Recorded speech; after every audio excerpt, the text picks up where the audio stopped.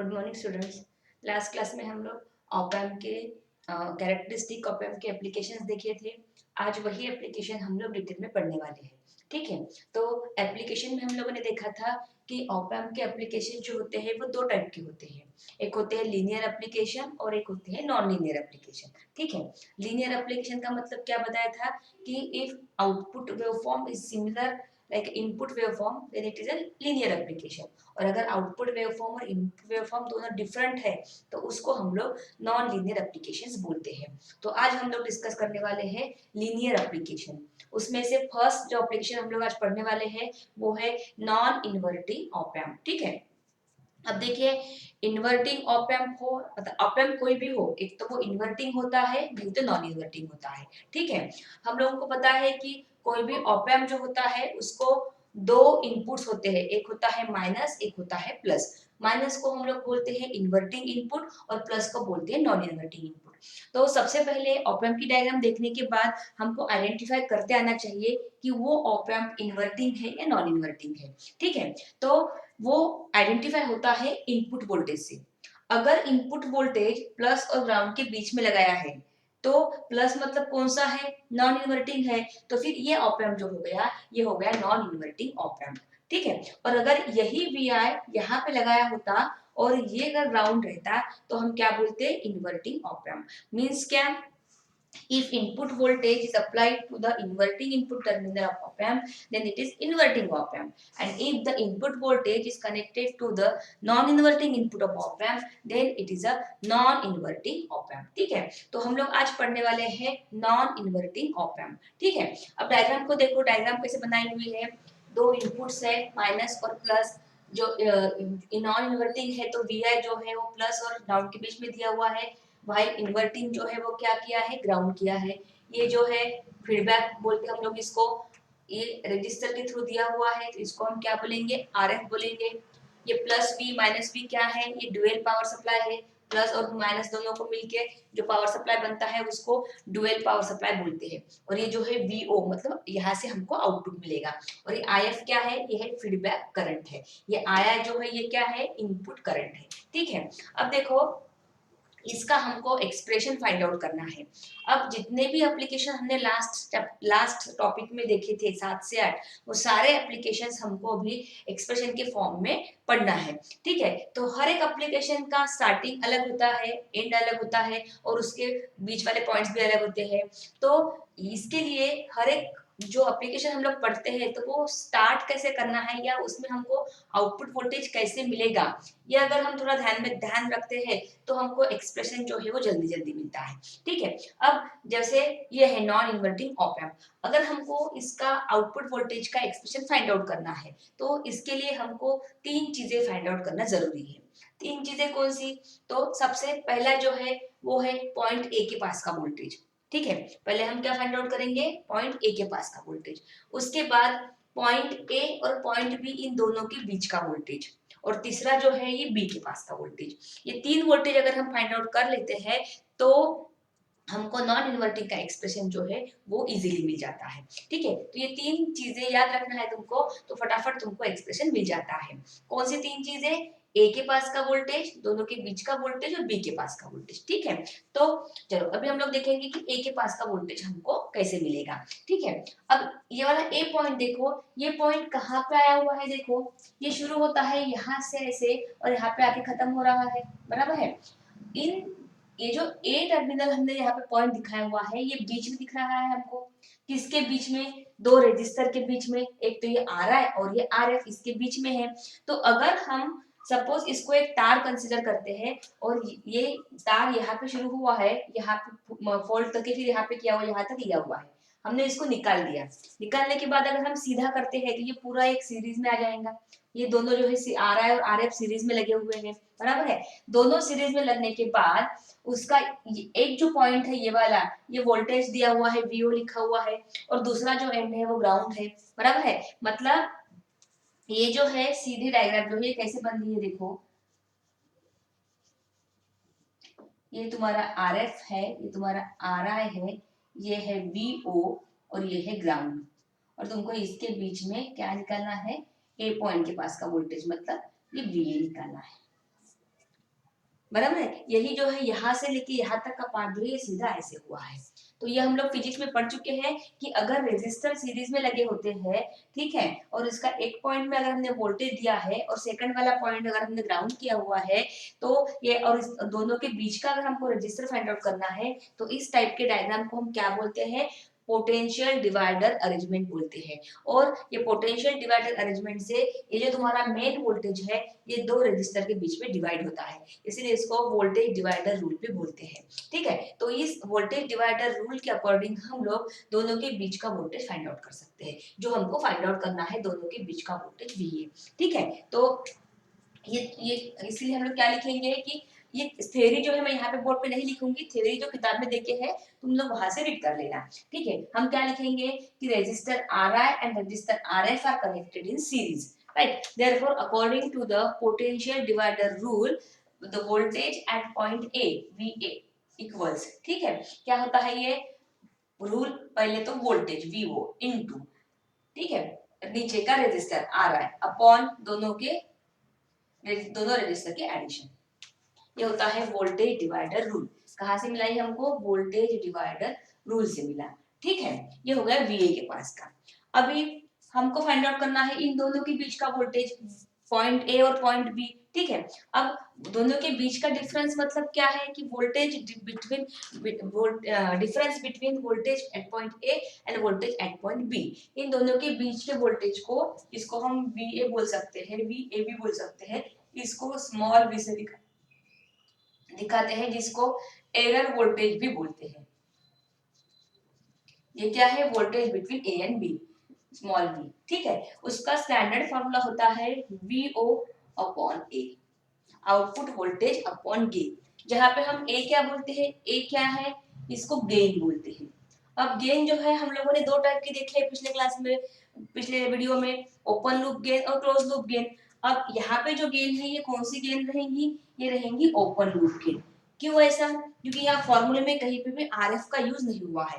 अगर फॉर्मूले में आरएफ दिखता है तो हम बोलेंगे क्लोज लूप गेन, और फॉर्मूले में अगर आरएफ नहीं रहता है तो हम क्या बोलेंगे, ओपन लूप गेन बोलेंगे। तो फिलहाल यहाँ पे गेन जो है वो कौन सी है, ओपन लूप गेन है। ठीक है, अब हो गया दोनों के बीच का वोल्टेज। अब हम क्या फाइंड आउट करेंगे, वीबी फाइंड आउट करेंगे, बराबर है। अब देखो ये वीबी, वीबी जो है, वीबी मतलब क्या, voltage between point A and B. ठीक है, सॉरी, वीबी क्या है, वीबी जो है ये है इनपुट वोल्टेज और ग्राउंड के बीच का डिफरेंस। तो अगर हम वीबी लिखते हैं तो VB is nothing but the V I. VB को क्या नाम दिया है, हमने वी आई दिया है, और वीबी के पास का वोल्टेज जो है वो होता है V A plus VB, V small V लिखती हूँ डायरेक्ट में यहाँ पे, V A plus small V, मतलब यहाँ का वोल्टेज और इन दोनों के बीच का डिफरेंस, इन दोनों को ऐड करेंगे हम लोग तो हमको इनपुट वोल्टेज, जिसको हम लोग क्या बोलते हैं, वीबी बोलते हैं, वो मिलता है। फिर हम लोग अभी वैल्यू पुट करेंगे। देयरफॉर अभी वी आई का काम है तो वी आई वैसे ही रखेंगे। वी ए क्या है, V O into R I upon R I plus R F plus V O upon A, बराबर है। अब यहाँ से हम लोग क्या कर सकते हैं, वीओ को कॉमन निकाल सकते हैं, वी आई इक्वल्स वीओ को कॉमन निकालो तो बचेगा R I upon R I plus R F plus 1 upon A बचेगा, बराबर है। अब हमको पता है कि ए जो है गेन है, बराबर है, गेन कितनी होती है, इंफिनिटी होती है ऑप एम्प की, बराबर है। एज ए इज इंफिनिटी तो 1 अपॉन ए क्या हो जाएगा, 0 हो जाएगा। तो यहाँ पे वी आई इक्वल्स क्या मिलेगा हमको, V O into R I upon R I plus R F, बराबर है। अब हमको फाइंड आउट करना है यहाँ पे दो फॉर्मूले, एक तो आउटपुट वोल्टेज का फॉर्मूला और दूसरा होता है गेन का फॉर्मूला। ठीक है, तो ये क्या बनेगा, आउटपुट वोल्टेज क्या बनेगा, देयरफॉर वीओ इक्वल्स क्या बनेगा, ये उधर चला जाएगा तो V R into R I plus R F upon R I बनेगा, बराबर है। इसको मतलब और शॉर्ट करते हैं तो क्या मिलेगा, VO equals V R into bracket में ये भी इसको आएगा, ये इसको आएगा, तो ये 1 plus R F upon R I बनेगा। ये बन गया आउटपुट वोल्टेज का इक्वेशन।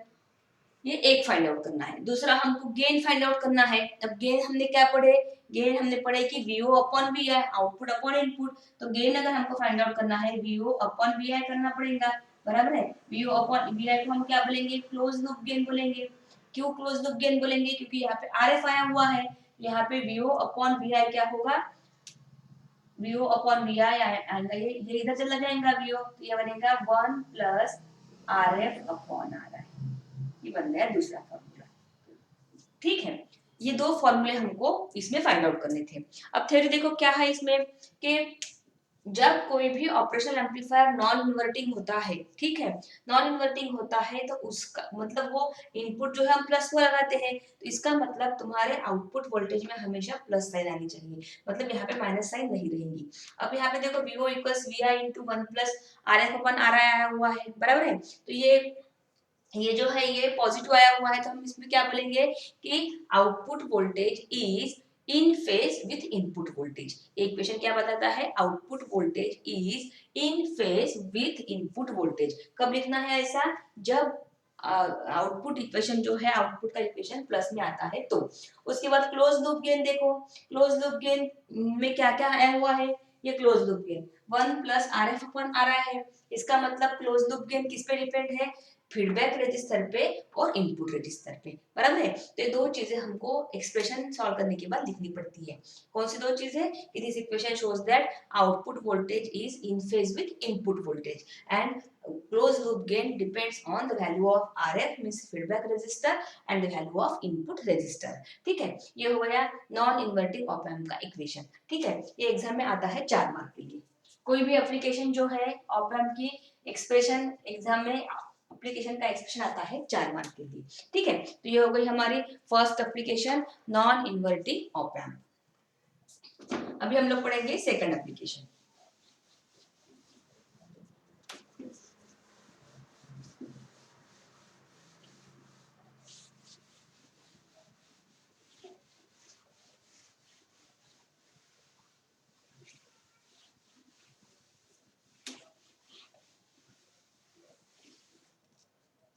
अब नॉन इन्वर्टिंग पढ़े हम लोगों ने, अभी हम लोग पढ़ेंगे op amp as buffer. Second application है op amp as buffer, op amp as buffer. ठीक है, इसके लिए भी पहले हमको डायग्राम ड्रॉ करनी पड़ेगी।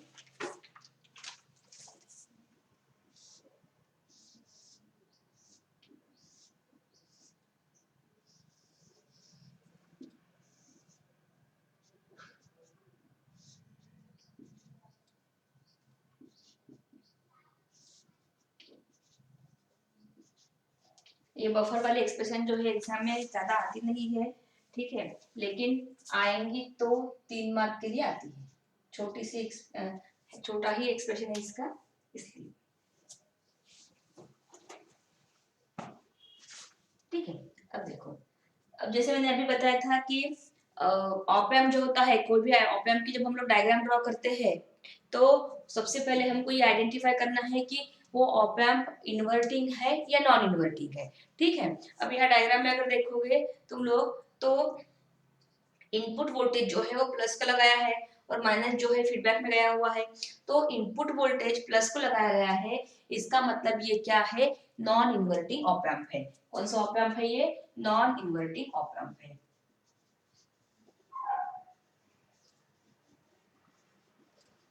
ठीक है, अब नॉन इन्वर्टिंग ऑप एम्प है, अभी हमने पढ़ा जस्ट इसके पहले वाले एप्लीकेशन में कि अगर नॉन इन्वर्टिंग ऑप एम्प है तो उसमें क्लोज लूप गेन जो है वो क्या रहती है? 1 प्लस RF अपॉन RI रहती है, बराबर है। अब क्लोज लूप गेन का मतलब क्या है कि VO upon VI, right, 1 plus RF upon RI। अब डायग्राम में देखो किसकी किसकी वैल्यू देखे है। डायग्राम में देखो RF दिख रहा है क्या? RF भी नहीं है, RI भी नहीं है, बराबर है, मींस RF भी नहीं है, RI भी नहीं है, बराबर है, तो ये है ही नहीं, इनकी वैल्यू तो ये रहेंगे ही नहीं, बराबर है। तो हम लोग क्या लिखेंगे फिर? Therefore VO upon VI equals 1। इसका मतलब क्या हो गया? VO equals VI। ये पहला एक्सप्रेशन मिला। मतलब बफर अगर है तो बफर क्या करता है? बफर में क्या होता है कि जितना हम लोग इनपुट वोल्टेज देंगे उतना हमको आउटपुट वोल्टेज मिलेगा। मतलब अगर तुम 2 वोल्ट देते हो इनपुट तो तुमको आउटपुट में भी क्या मिलेगा? 2 वोल्ट मिलेगा। अभी आउटपुट वोल्टेज का हो गया, गेन क्या रहेंगी? इसी से हम लोग गेन फाइंड आउट कर सकते हैं।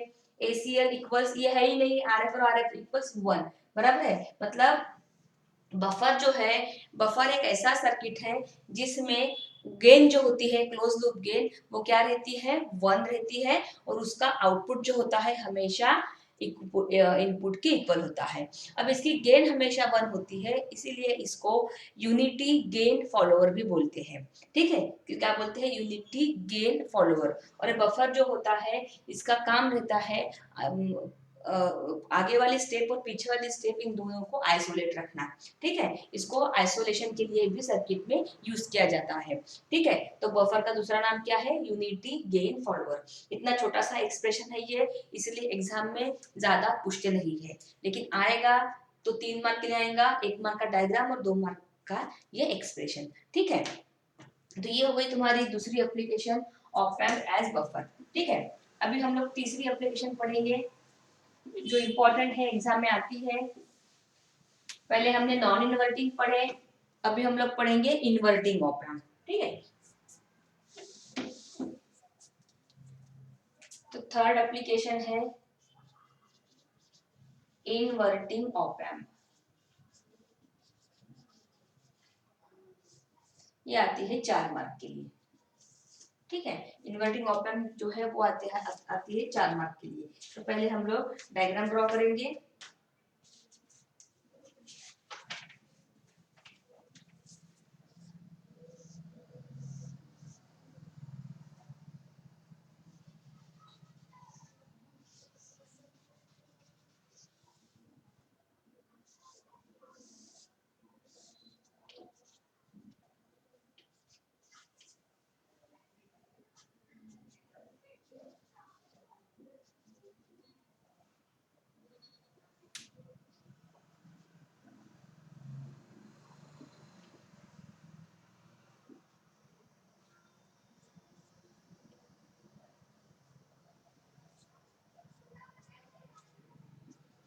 ये हो गई इन्वर्टिंग ऑप एम्प की डायग्राम।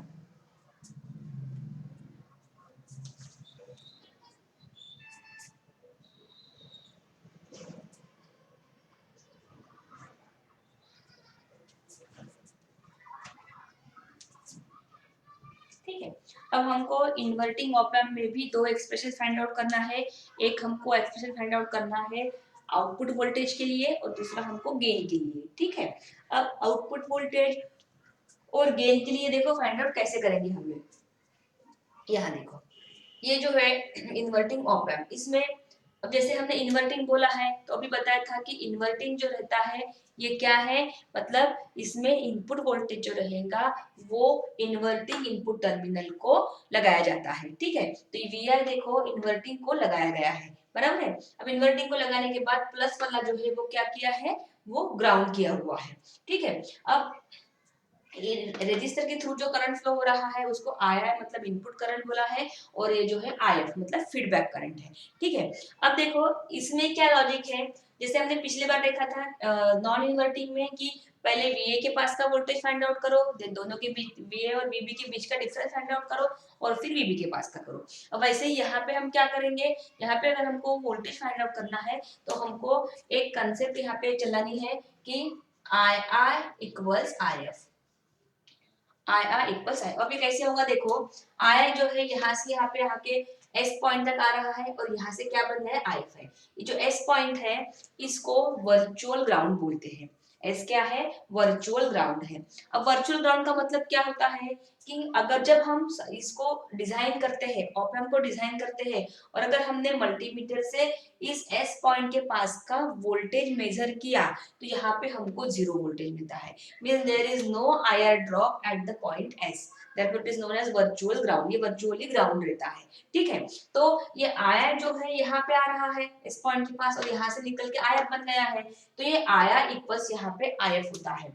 इसके 2 रीजन होते हैं, एक तो किरचॉफ्स लॉ के अकॉर्डिंग भी हम लोग इसको IR इक्वल्स IF बोल सकते हैं, लेकिन ऑप एम्प में IR इक्वल्स IF का रीजन क्या होता है, तो ऑपरेशनल एम्पलीफायर का इनपुट इंपीडेंस बहुत ज्यादा होता है। हमने कैरेक्टरिस्टिक में पढ़ा है, input impedance of op amp is very high, ideally it is infinite. ये इनपुट इंपीडेंस जो होता है ऑप एम्प का ये बहुत ज्यादा होता है, इन्फिनिट टी कंसिडर करते हैं उसको आइडियली। तो इनपुट इम्पीडेंस ज्यादा होने की वजह से यहाँ पे कोई भी एक्स्ट्रा करंट एंटर नहीं होता है और ना ही कुछ करंट ड्रॉप होता है ना। कहीं कुछ भी बाहर का करंट, दूसरा करंट जो है यहाँ पे एंटर नहीं करता है और कुछ भी करंट जो है यहाँ से ड्रॉप नहीं होता है। इसीलिए आया इक्वल्स क्या होता है, आईएफ होता है। ठीक है, तो इसमें हम लोग सबसे पहले as input impedance is very high, therefore हम क्या बोलेंगे, आया इक्वल्स आईएफ बोलेंगे। थ्योरी जो है किताब में देखे हैं, मैं यहाँ पे लिखूंगी नहीं। ठीक है, अब करंट जो है, करंट का फॉर्मूला सभी को पता है, according to the Ohm's law I is equal to V by R होता है, बराबर है। तो हम पहले आया के बारे में देखेंगे। अब आया जो है देखो यहाँ पे, ये इसका वोल्टेज VI है और यहाँ का जो वोल्टेज रहता है ये होता है स्मॉल v, बराबर है। जो एरर वोल्टेज हम लोग बोलते हैं वो एस के पास का वोल्टेज स्मॉल v होता है। तो इसके दो वोल्टेज हो गए, तो आया हम क्या बोलेंगे, जहां से शुरू होता है VI minus v, small v पे आके खत्म होता है, जहां से शुरू हो रहा है वो माइनस जहां पे खत्म होता है वो, अपॉन इसका रेजिस्टर होता है RI, बराबर है। और IF क्या होगा, IF यहाँ से शुरू होता है स्मॉल v से और कहाँ पे आगे खत्म हो रहा है, VO पे आके खत्म हो रहा है और इसका रेजिस्टर है RF। अब इसको अगर हम अलग अलग करेंगे तो VI upon RI minus small v upon RI equals, या इसको भी छोड़ के हम लोग यहाँ पे देखो, हमको पता है कि small v and small v equals VO upon A होता है, बराबर है। बट A क्या है, बट A जो है वो इंफिनिटी होता है, तो स्मॉल v इक्वल्स क्या होता है, 0 होता है। ये हमको पता है, हमने लास्ट जो है लास्ट चैप्टर में, लास्ट एप्लीकेशन में पढ़ा था। तो यहाँ पे स्मॉल v की वैल्यू क्या आ जाएंगी, 0 आ जाएंगी। तो क्या बनेगा, VI upon RI equals minus VO upon RF, बराबर है। तो यहाँ पे हमको क्या फाइंड आउट करना है, VO फाइंड आउट करना है। तो VO इक्वल्स क्या होगा, ये इधर जाएगा तो minus RF upon RI into VI, ये बन गया एक इक्वेशन। और वैसे ही हम लोग VO अपॉन VI कर सकते हैं, VO अपॉन VI, ये इधर चला जाएगा, ये आएगा माइनस RF अपॉन RI, बराबर है। और VO अपॉन VI क्या होता है, गेन है। कौन सी गेन, क्लोज लूप गेन, क्योंकि RF आया हुआ है तो हम लोग ACL equals minus RF upon RI लिख सकते हैं। ये होगा दूसरा, इतना सिंपल है ये, बराबर है। अब देखो यहाँ पे जो है ये माइनस साइन आई हुई है, बराबर है। तो माइनस साइन क्यों आई हुई है, क्योंकि एप्लीकेशन कौन सी है, इन्वर्टिंग है। इन्वर्टिंग एप्लीकेशन अगर रहती है तो आउटपुट के इक्वेशन में क्या आएगा, माइनस आएगा। और जब माइनस आता है तो हम क्या लिखेंगे, this minus sign indicates that output voltage is, input voltage is out of phase with output, output voltage is out of phase with input voltage. दोनों कैसे है, एक दूसरे के आउट ऑफ फेज है, मींस उसमें 180 डिग्री का डिफरेंस रहता है। और क्लोज लूप गेन क्या है, -1 है। अब क्लोज लूप गेन में क्या आया हुआ है, RF और RI आया हुआ है। तो हम क्या बोलेंगे कि close loop gain depends on the feedback resistor and the input resistor. ठीक है, ये हो गया इन्वर्टिंग ऑप एम्प का एप्लीकेशन। याद रहेगा, इन्वर्टिंग ऑप एम्प में हमको क्या लिखना है, आया इक्वल्स IF दिखाना है। ठीक है, तो आया इक्वल्स IF आ गया तो पूरी एप्लीकेशन जो है एक साथ आ जाती है, राइट। ये हो गई हमारी तीसरी एप्लीकेशन, इन्वर्टिंग ऑप एम्प। ठीक है, अब फोर्थ एप्लीकेशन जो है,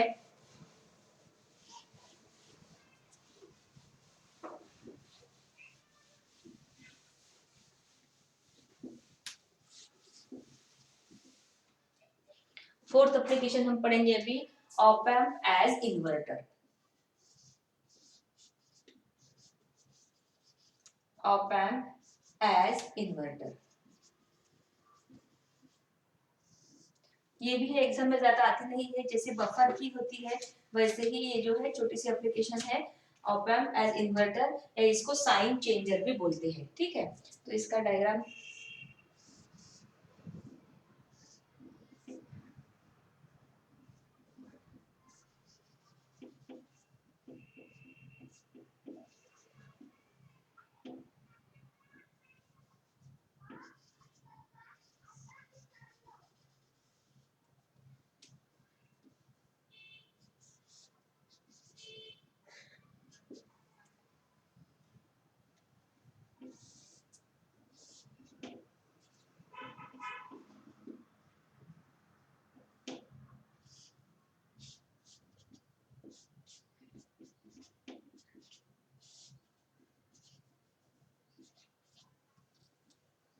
ये हो गई ऑप एम्प एज इन्वर्टर, जिसको हम लोग साइन चेंजर भी बोलते हैं। ठीक है, अब जैसे ये भी जैसे बफर की थी वैसे ही ये इन्वर्टर की है। अब देखते से सबसे पहले हम लोग क्या आइडेंटिफाई करेंगे कि ये इन्वर्टिंग है या नॉन इन्वर्टिंग है। ठीक है, तो यहाँ पे देखो वी आई जो है ये इन्वर्टिंग को लगाया गया है, बराबर है। अब वी आई इन्वर्टिंग को लगाया गया है, इसका मतलब ये क्या है, इन्वर्टिंग ऑप एम्प है, राइट। तो अभी हमने इन्वर्टिंग ऑप एम्प पढ़ा था इसके पहले।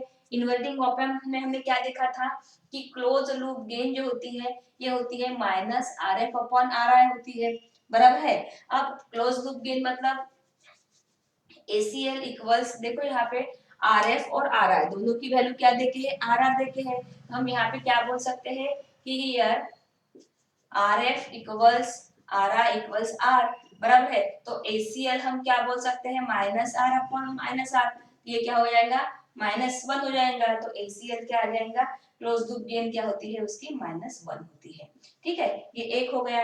और इसी को हम अगर कंटिन्यू करते हैं तो क्लोज लूप गेन मतलब क्या होता है, वीओ अपॉन वी आई होता है। तो minus R F upon R I, बराबर है। तो यहाँ पे R F equals R R equals क्या है, आर है। तो क्या आएगा यहाँ पे, VO upon V R equals -1 आएगा। इसका मतलब VO equals minus V are.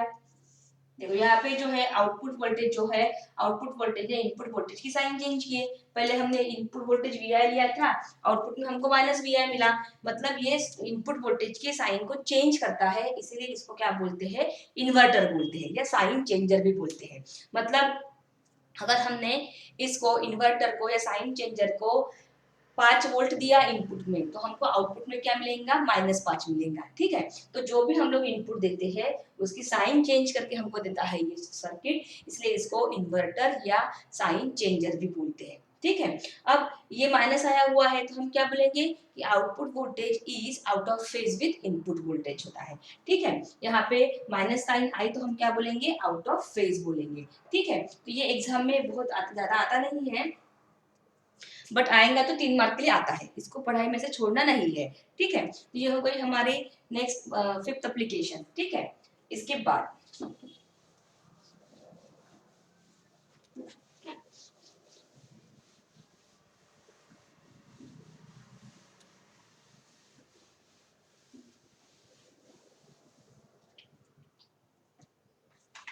Next application है ऑप एम्प एज एडर।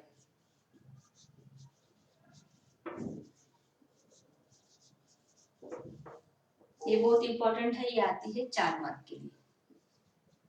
ठीक है, 4 मार्क के लिए एग्जाम में बहुत बार आती है, और अगर ये एप्लीकेशन नहीं आती है तो इसका जो है न्यूमेरिकल वो आता है एग्जाम में।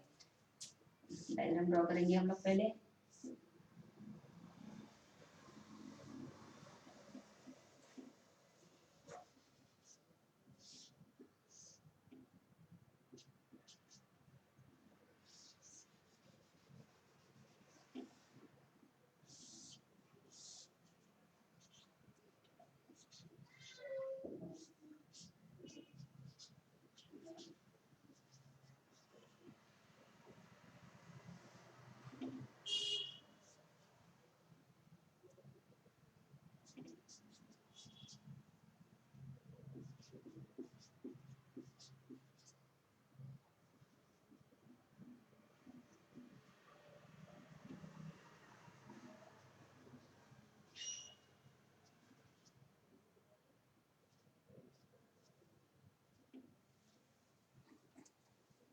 ये हो गया डायग्राम। ठीक है, अब जैसे इस सर्किट का नाम ही है एडर।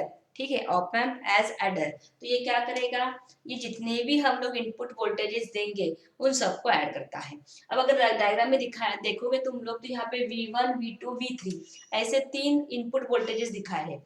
एग्जाम में कभी कभी 2 वोल्टेज का भी पूछते हैं, मतलब explain op amp as adder with 2 inputs. ठीक है, अगर ऐसे रहता है 2 इनपुट्स वाला तो यहाँ पे तीसरा वाला नहीं दिखाना, V1 और V2 ही दिखाना है। ठीक है, तो ये एडर है तो हमको आउटपुट में VO इक्वल्स क्या मिलना चाहिए, V1 plus V2 plus V3 मिलना चाहिए।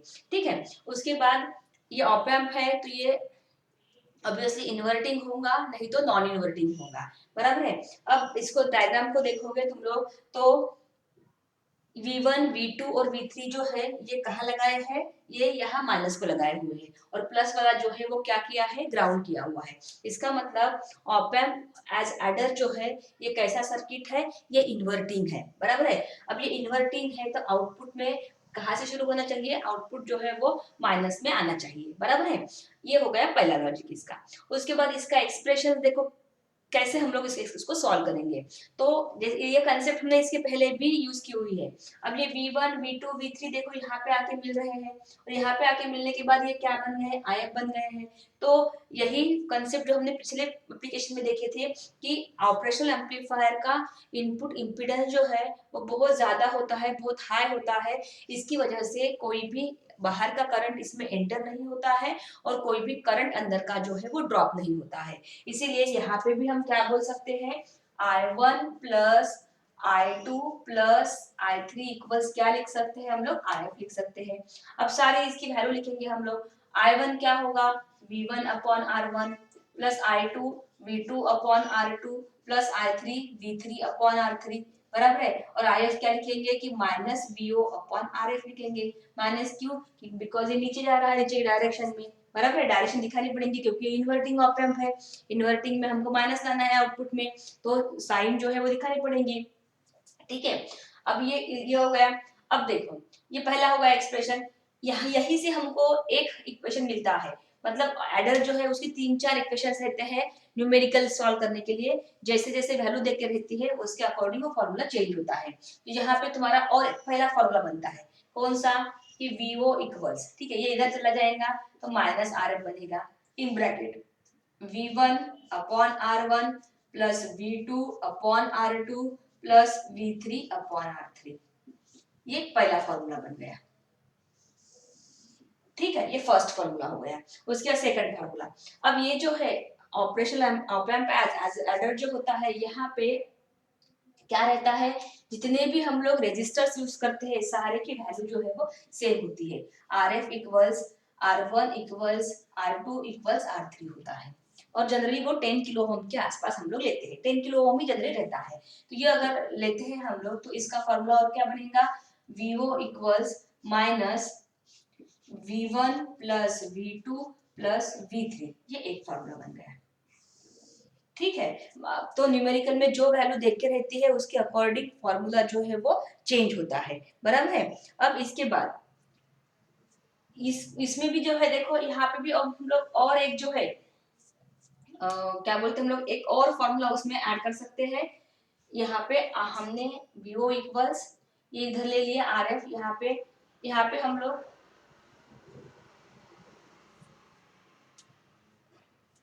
यहाँ पे थोड़ा सा एक और स्टेप बढ़ाएंगे हम लोग। पहले हम लोग RF नहीं लेंगे, इफ लेंगे, रुको एक मिनट, इसको हम लोग थोड़ा सा और एक और फॉर्मूला बनता है, if R1 equals R2 equals RF R3 equals RI, ठीक है। पहले ये एक स्टेप, एक और फॉर्मूला बढ़ता है। अगर हमने R1 इक्वल्स R2 इक्वल्स सबको RI लिखा, ठीक है, तो ये फॉर्मूला बनेगा VO इक्वल्स माइनस RF, यहाँ पे RI आएगा तो ये RI कॉमन निकलेगा, और ये बनेगा V1 plus V2 plus V3 बनेगा। ये एक और फॉर्मूला बन गया। अगर न्यूमेरिकल्स में RF और RI दिया हुआ है, सिर्फ ये नहीं देखे है तो ये फॉर्मूला अप्लाई करना है। अब इसमें RF और RI की भी वैल्यू जो है नियर अबाउट सेम ही होती है, इफ RF इक्वल्स RI, ठीक है। तो क्या बनेगा, therefore VO equals V1 minus sign के साथ प्लस V2 और प्लस V3 बनेगा। ये बन गया और एक फॉर्मूला। ऐसे जो है 3 फॉर्मूले एडर के बनते हैं, ठीक है।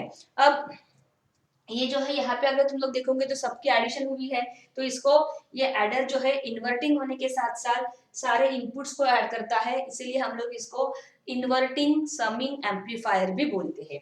ये क्या है, इन्वर्टिंग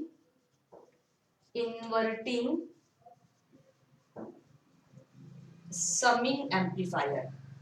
समिंग मतलब ऐड करने वाला, इन्वर्टिंग क्यों है, क्योंकि वो सारे जो है इनपुट्स माइनस को लगाए गए हैं, ठीक है।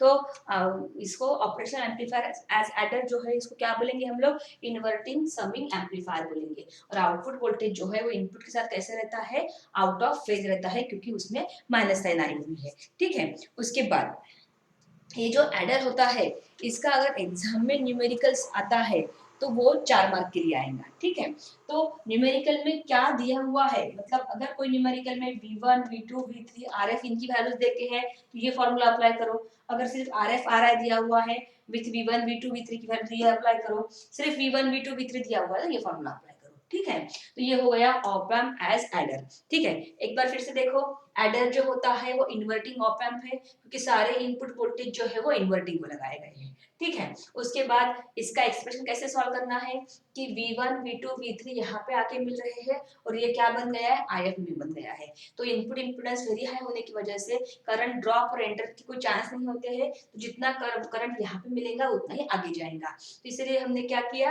V1 plus I1 plus I2 plus I3 equals क्या लिया, IF लिया और according to the Ohm's law हमने वैल्यूज पुट किए।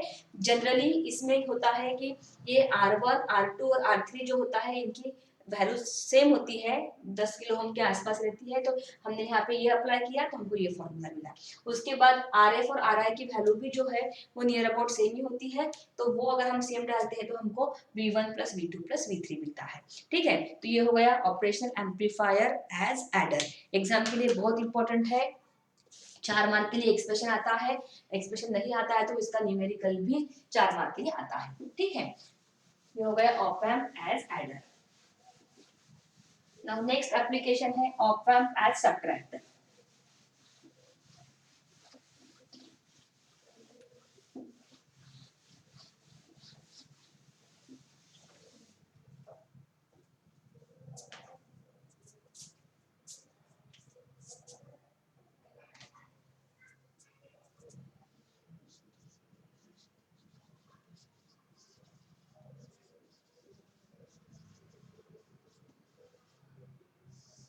नेक्स्ट है op amp as subtractor। अब जैसे इसके पहले वाले ने ऐड किया था, अब एडर ने ऐड किया था, तो अभी ये क्या करेगा, ये करेगा सब्ट्रैक्ट, मतलब जो भी इनपुट वोल्टेजेस मिलते हैं हमको उनको क्या करेगा, वो हमको माइनस करके आंसर देगा। तो डायग्राम ड्रॉ करेंगे हम लोग।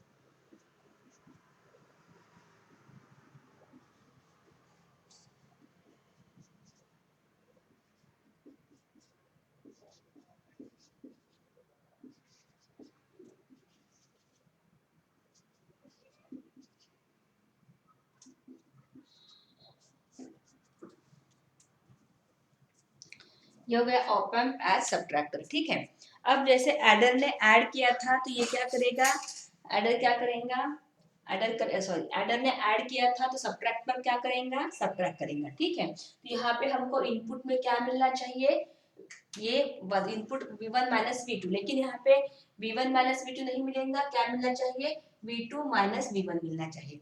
ऐसा क्यों, तो देखो अभी तक हम लोगों ने देखा था, मतलब जितने भी हम लोगों ने अभी तक एप्लीकेशंस पढ़े उसमें हमने क्या देखा कि दोनों इनपुट में से किसी एक ही इनपुट को वोल्टेज लगाया, सप्लाई लगाया गया है और दूसरा जो है वो ग्राउंड किया हुआ है। ठीक है, लेकिन सब्ट्रैक्टर में ऐसा नहीं होगा। क्यों नहीं होगा, क्योंकि सब्ट्रैक्टर अगर हमको करना है तो हमको दोनों इनपुट को वोल्टेज देना पड़ेगा, क्योंकि सब्ट्रैक्शन के लिए हमको एटलीस्ट 2 वोल्टेज चाहिए, तो एक हम लोग माइनस को देंगे प्लस को देंगे, बराबर है। इसीलिए सब्ट्रैक्टर जो है ये हम लोग इन्वर्टिंग भी नहीं बोलेंगे, इसको नॉन इन्वर्टिंग भी नहीं बोलेंगे, क्योंकि दोनों इनपुट जो है उसको हमने सप्लाई लगाया हुआ है। फिर आउटपुट में हमको क्या मिलेगा, तो प्लस में से बड़े में से छोटा माइनस करेंगे हम लोग, तो यहाँ V1 और V2 में से क्या होगा, V2 माइनस V1 होगा, क्योंकि V2 जो है वो प्लस को लगाया गया है और V1 कहाँ लगाया गया है, माइनस को लगाया गया है, तो यहाँ पे हमको V2 माइनस V1 मिलेगा, मतलब प्लस में से बड़े में से हम लोग क्या करेंगे, छोटा माइनस करेंगे। ठीक है, ये हो गई इसकी पहली कंसेप्ट। अब यहाँ पे हम लोग क्या लॉजिक अप्लाई करेंगे या कौन सी टर्म अप्लाई करेंगे, देखो तो ये पहला देखो V1 है, V1 का करंट जो है I1 है, तो यहाँ पे आके मिला हुआ है और यहाँ से आके क्या बन गया है, दूसरा I2 बन गया है। वैसे ही देखो ये I3 जो है यहाँ से निकला हुआ है, यहाँ तक आया हुआ है पॉइंट बी तक, और पॉइंट बी से कहाँ गया हुआ है, नीचे गया हुआ है। तो यहाँ पे जो हमारी कंसेप्ट है कौन सी, कि इनपुट इम्पीडेंस जो है वो ऑप एम्प का वो बहुत ज्यादा होने की वजह से कोई भी करंट जो है वो सर्किट के अंदर एक्स्ट्रा करंट जो है वो एंटर नहीं होता है और कोई भी करंट अंदर का ड्रॉप नहीं होता है। ये जो कंसेप्ट है यहाँ पे हमको ये अप्लाई करना है और उस कंसेप्ट के अकॉर्डिंग यहाँ पे क्या होगा, I1 इक्वल्स I2 होगा और I3 इक्वल्स I4 होगा। ये यहाँ पे I1 निकला है, I2 बन गया है, यहाँ से I3 निकला हुआ है और क्या बन गया है, I4 बन गया है। तो I1 इक्वल्स I2 और I3 इक्वल्स I4 होगा। तो पहले हम लोग लेंगे I1 इक्वल्स I2। इसकी वैल्यू कैसे फाइंड आउट करेंगे, according to the Ohm's law. अब यहाँ पे देखो ये जो है ये वाला, ये यहाँ पे स्मॉल v होता है, हमको पता है, बराबर है। तो I1 जो हो गया, I1 के दो वोल्टेज हो गए, एक हो गया V1 और दूसरा कौन सा हो गया, स्मॉल v हो गया। तो हम लोग I1 के बारे में क्या लिखेंगे, V1 minus small v upon उसका रेजिस्टर कौन सा है, ये वाला V1 का रेजिस्टर है, V1 का रेजिस्टर कौन सा दिखाया गया है, R1 दिखाया है। V1 यहाँ ये R1 है तो अपॉन R1 होगा और I2 क्या होगा, small v minus vo upon R2 होगा, बराबर है। पहले हम लोग इसको सॉल्व करेंगे। तो इसको अगर हम अलग अलग करते हैं तो V1 upon R1 minus small v upon R1 equals small v upon R2 minus vo upon R2 होगा, बराबर है। सेम सेम टर्म जो है ये इसको उधर लेके जाओ, इसको इधर लेके आओ, तो V1 upon R1 plus equals लिखेंगे, प्लस नहीं इक्वल्स, ये लिखेंगे हम लोग स्मॉल v अपॉन R2, इसको इधर प्लस करो, plus small v upon R1 minus vo upon R2, ठीक है। तो ये V1 अपॉन R1 जो है ये क्या बनेगा, स्मॉल v को अगर हम बाहर निकालते हैं तो 1 upon R2 plus 1 upon R1 minus vo upon R2, ये हो गया इक्वेशन 1, ठीक है। अब ऐसे ही अगर हम जो है I3 इक्वल्स I4 करेंगे। अब I3 इक्वल्स I4 देखो कहाँ पे है, I3 कहाँ मिला हमको, I3 ये मिला। I3 कहाँ से शुरू हो रहा है, V2 minus small v upon R1 equals I4 क्या मिल रहा है, स्मॉल v माइनस 0, ये यहाँ से नीचे जा रहा है, ये ग्राउंड रहता है, 0 है, अपॉन R2। तो इसको हम लोग क्या करेंगे, V2 अपॉन R1 बराबर है minus small v upon R1 equals small v upon R2, बराबर है। तो V2 अपॉन R1 इक्वल्स, इसको उधर लेके जाओ, V upon R2 plus small v upon R1, बराबर है। तो V2 upon R1 equals small v बाहर निकाल लेंगे तो 1 upon R2 plus 1 upon R1 बनेगा। अब ये हो गया इक्वेशन 2, ठीक है। अब इक्वेशन 1 और इक्वेशन 2 को इक्वेट करो। देखो यहाँ पे इतना जो पार्ट है उसकी जगह पे हम लोग V2 अपॉन R1 लिख सकते हैं, ठीक है। तो मैं यहाँ पे डायग्राम मिटाती हूँ।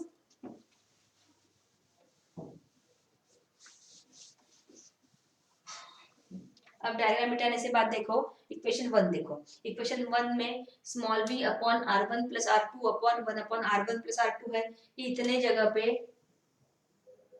हम क्या लिख सकते हैं, R2 अपॉन R1 लिख सकते हैं। तो हम यहाँ पे क्या लिखेंगे, फ्रॉम equation 1 and 2 या putting the value of 2 in equation 1 we get क्या get V1 upon R1 equals, इसके इतने जगह पे हम क्या लिखेंगे V2 upon R1 फिर क्या है माइनस VO अपॉन R2 है, बराबर है। तो इसको उधर लेके जाओ, इसको उधर लेके आओ तो क्या बनेगा VO upon R2 equals V2 upon R1 minus V1 upon R1, बराबर है। तो ये कॉमन निकलेगा तो VO इक्वल्स क्या बनेगा, देखो ये कॉमन निकलेगा, ये उधर चला जाएगा R2 upon R1 in bracket V2 minus V1, ये एक इक्वेशन मिला हमको VO का। अब यहाँ पे R2 और R1 जो होती है इनकी वैल्यू नियर अबाउट सेम होती है, अगर हम वो सेम लेते हैं तो इफ R2 इक्वल्स R1 तो हमको क्या मिलता है VO equals V2 minus V1, ये हो गया फाइनल इक्वेशन। देखो आउटपुट वोल्टेज जो है वो V2 माइनस V1 मिला। इस तरीके से हमको सब्ट्रैक्शन का इक्वेशन मिला। ठीक है, तो ये हो गया V2 upon V2 minus V1। ठीक है, ये हो गया ऑप एम्प एज सब्ट्रैक्टर। ठीक है, ऑप एम्प एज सब्ट्रैक्टर समझ में आया क्या? पहले एक चीज है कि सब्ट्रैक्टर जो है इन्वर्टिंग नॉन इन्वर्टिंग कुछ नहीं रहेगा। उसके बाद उसमें लॉजिक क्या लगाना है, ये वाला I1 equals I2 I3 equals I4। ये अगर तुम लेते हो तो ये पूरा इक्वेशन तुमको सीधे सीधे मिल जाता है। इस तरीके से सब्ट्रैक्टर जो है अपने दो इनपुट वोल्टेज को सब्ट्रैक्ट करता है। इसका न्यूमेरिकल जो है वो बहुत कम आता है सब्ट्रैक्टर का। आएगा तो भी 3 मार्क के लिए आता है। ज्यादा से ज्यादा न्यूमेरिकल जो होते हैं वो इन्वर्टिंग, नॉन इन्वर्टिंग और एडर, इन तीन ही एप्लीकेशन के ऊपर आते हैं। ठीक है, ये हो गए ऑप एम्प एज सब्ट्रैक्टर। इस तरीके से हमने यहाँ पे इन्वर्टिंग ऑप एम्प जो है उसके सॉरी ऑप एम्प की लीनियर एप्लीकेशन जो है वो कंप्लीट कर लिए। इतनी एप्लीकेशंस तुमको प्रिपेयर करना है एग्जाम के लिए। Adder, subtractor, inverting, non inverting, buffer और इन्वर्टर। ठीक है, कितने हो गए? 6 हो गए। 6 एप्लीकेशन में से एक क्वेश्चन एग्जाम में पक्का आता है। कौन से पढ़े? Adder, subtractor, inverting, non inverting, buffer और inverter. Adder, subtractor, inverting, non inverting, buffer और सब इन्वर्टर, ऐसे 6 एप्लीकेशन हमने पढ़े। अभी हम लोग पढ़ने वाले हैं नॉन इन्वर्टिंग एप्लीकेशंस। ठीक है, नॉन इन्वर्टिंग में non linear applications, non linear applications. ठीक है, अब नॉन लीनियर एप्लीकेशन में से हमको कितने एप्लीकेशंस है देखो, याद आ रहा है कि तुम लोगों को? इंटीग्रेटर, नहीं याद आ रहा होगा तो और क्या है? डिफरेंशिएटर, उसके बाद कंपैरेटर, याद आया? और स्मिथ ट्रिगर। ठीक है, इसमें से ये एप्लीकेशन जो है सिलेबस में से निकाल दी गई है, डिडक्ट की गई है। ये 3 एप्लीकेशन हमको पढ़ना है, इंटीग्रेटर, डिफरेंशिएटर, कंपैरेटर। ठीक है, इसमें से इंटीग्रेटर और डिफरेंशिएटर जो है एग्जाम में बहुत बार आती है, कंपैरेटर जो है थोड़ा कम आती है। ठीक है, तो इसमें हम लोग भी पढ़ने वाले हैं op amp as integrator. 4 mark की आती है एप्लीकेशन।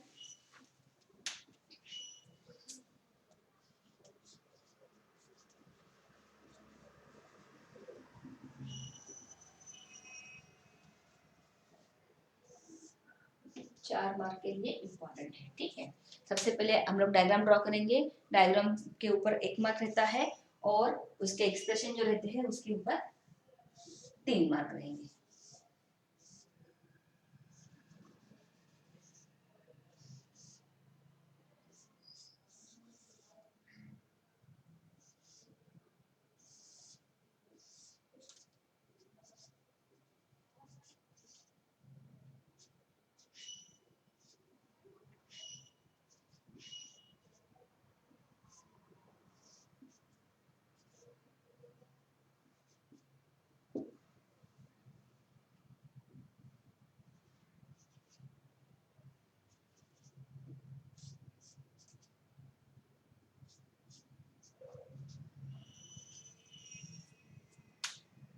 यह है ऑप एम्प एज इंटीग्रेटर जो है इसकी डायग्राम है।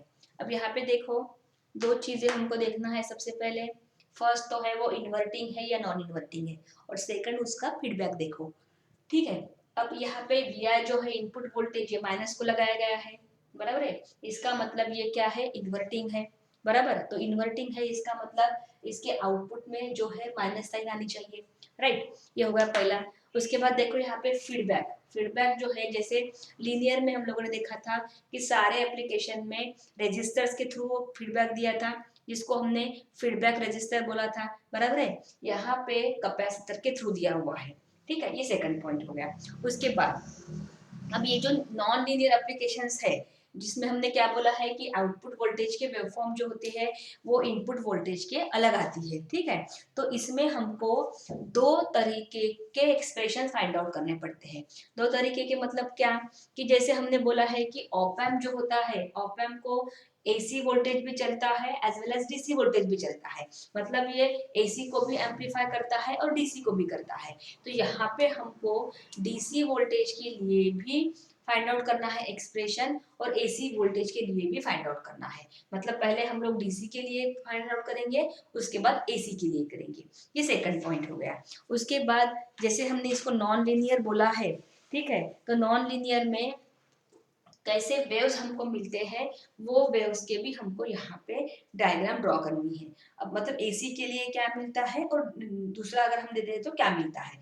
जैसे फॉर एग्जांपल अगर देखो किताब में दिया हुआ है, अगर हमने डीसी दिया तो ये हमको ऐसे ही डीसी मिलता है, ठीक है। अगर हमने डीसी दिया तो ये हमको सीनियर लिनियरली क्या मिल रहा है, डीसी मिलता है। लेकिन हमने अगर इसको स्क्वायर दिए, टेक्स्ट बुक में दिया हुआ है, अगर हमने रेक्टेंगुलर पल्स दिए इनपुट में अगर हम रेक्टेंगुलर पल्स देते हैं तो हमको आउटपुट में जो है अलग वेवफॉर्म मिलती है। अलग वेवफॉर्म कैसे, देखो एक के लिए बताया गया है यहाँ पे, यहाँ से डॉटेड लाइन ड्रॉ करना पड़ता है, उसके बाद यहाँ से भी डॉटेड लाइन ड्रॉ करेंगे और ये ऐसे मिलता है, यहाँ से ये नीचे और ये ऐसा, ठीक है। तो ये इनपुट की पल्स हो गई और ये आउटपुट की पल्स हो गई, टेक्स्ट बुक में दिया हुआ है। देखो हमने इनपुट में स्क्वायर वेव दिया और हमको आउटपुट में इस टाइप का वोल्टेज मिला, इसको रैंप सिग्नल बोलते हैं। क्या बोलते हैं इसको, रैंप सिग्नल बोलते हैं। तो ये भी डायग्राम तुमको आंसर में ड्रॉ कर, ये भी डायग्राम जो है तुमको आंसर के लिए ड्रॉ करनी पड़ेंगी, ठीक है। तो ये 3 पॉइंट हमको याद रखना है। कौन से 3 पॉइंट, कि सबसे पहला पॉइंट इंटीग्रेटर जो है वो क्या है, इन्वर्टिंग ऑप एम्प है। कैसे आइडेंटिफाई किया, because it is connected to the inverting input terminal, ठीक है। सेकंड पॉइंट, इसमें चेंजेस क्या है, तो फीडबैक जो है it is given through the capacitor not through the resistor, ठीक है। इसके बाद तीसरा पॉइंट क्या है कि ये वेवफॉर्म कांस्टेंट डीसी दिया तो डीसी मिलेगा, लेकिन स्क्वायर इनपुट देते हैं तो हमको क्या मिलेगा, रैंप सिग्नल मिलेगा। तो ये दोनों डायग्राम भी आंसर में हमको इंक्लूड करना है। अब उसके बाद जो है उसके इसका एक्सप्रेशन या जिसको हम बोलेंगे कि इसका आउटपुट वोल्टेज हम कैसे फाइंड आउट करेंगे, ठीक है।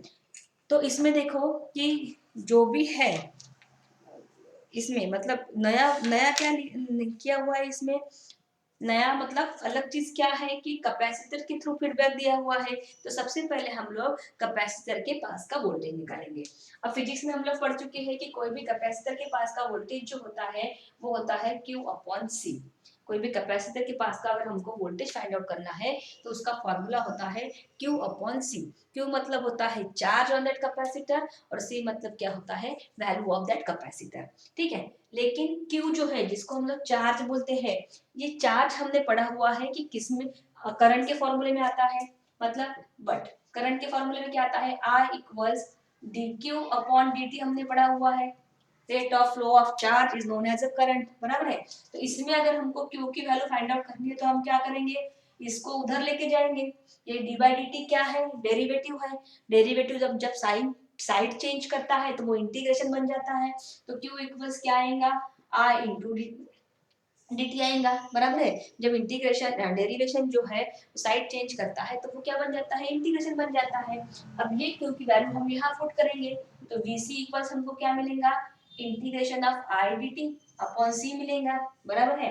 अब I जो है, I देखो डायग्राम में I की वैल्यू क्या है, I इक्वल्स vi अपॉन ये r है, बराबर है। तो बट I इक्वल्स हम क्या लिखेंगे, vi अपॉन r लिखेंगे। तो देयरफॉर vc इक्वल्स हमको क्या मिलेगा, integration of vi r upon vi r into dt upon c मिलेगा। अब इसमें कांस्टेंट वैल्यू क्या है, r की वैल्यू कांस्टेंट है, रेजिस्टर कांस्टेंट रहेगा। तो vc equals r upon c into integration of vi dt मिलेगा, बराबर है। लेकिन अब vc क्या है, वोल्टेज के पास का कैपेसिटर है। अब ये वोल्टेज के पास का कैपेसिटर देखो, ये कैपेसिटर ये क्या है, it is nothing but the vo है, बराबर है। वो क्या बन गया है आगे जाके, vo बन गया है। तो हम क्या लिख सकते हैं, देयरफॉर vo इक्वल्स, ठीक है, vo इक्वल्स आर अपॉन सी, यहाँ पे देखो आई जो है, आई को हम लोग माइनस लिखना, हमको माइनस लिखना है यहाँ पे, माइनस, ठीक है, क्योंकि ये इन्वर्ट है, तो ये आएगा VO equals minus R by C into integration of V D T आएगा। ये एक एक्सप्रेशन बन गया, minus R upon C into minus R into C. रुको एक मिनट, थोड़ा सा एक्सप्रेशन में हमको चेंज करना पड़ेगा, वेट करो, मैं पहले से बताती हूँ तुम लोगों को।